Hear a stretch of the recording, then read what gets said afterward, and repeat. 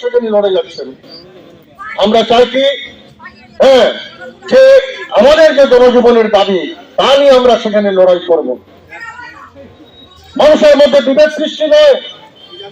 আজকে আমরা এই রাজ্যটাকে, ত্রিপুরা রাজ্যের যে নমুনা, আজকে মহিলারা বিশেষ করে প্রতিদিন প্রতিনিয়ত বিভিন্ন রাজ্যের কোথায় না কোথায় ওই অস্বাভাবিক মৃত্যু হচ্ছে, নারী নির্যাতন হচ্ছে, সেখানে শ্লীলতাহানির ঘটনা ঘটছে এবং সেখানে আসামিরাও সেখানে সঠিকভাবে ধরা পড়ছে না।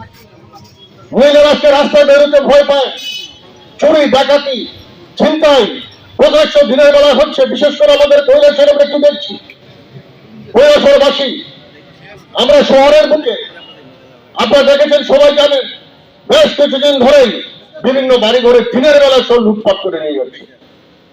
কারণ একটা বাড়িতে যারা চাকরিজীবী চাকরিতে চলে যান 10টা, ছেলেমেয়েরা স্কুল কলেজে চলে যায়, বাড়ি ফাঁকা থাকে, তালা মারা থাকে, তার সুযোগ নিয়ে সেখানে বাড়িতে ঢুকে তার মূল্যবান জিনিসপত্র চুরি করে নিয়ে যাচ্ছে। এটা তো আমাদের রাজ্যে ছিল না। একদিকে বলছেন নেশামুক্ত ত্রিপুরা, আর নেশায় নিমজ্জিত হচ্ছে আমাদের ত্রিপুরা রাজ্য, এবং সমস্ত নেশাকারীরা হচ্ছে কারা? সেই বিজেপির কার্যকর্তা কর্মকর্তারা কার্য করছেন। এদিকে বলছে আমরা নেশামুক্ত ত্রিপুরা করতে চাই। এই অবস্থার পরিপ্রেক্ষিতে আজকে আমরা এখানে ডেপুটেশন দিয়েছি এবং আমরা সবসময় জনগণের বিভিন্ন দাবি নিয়ে আমরা লড়াই মাঠে আমরা সেখানে আসছি।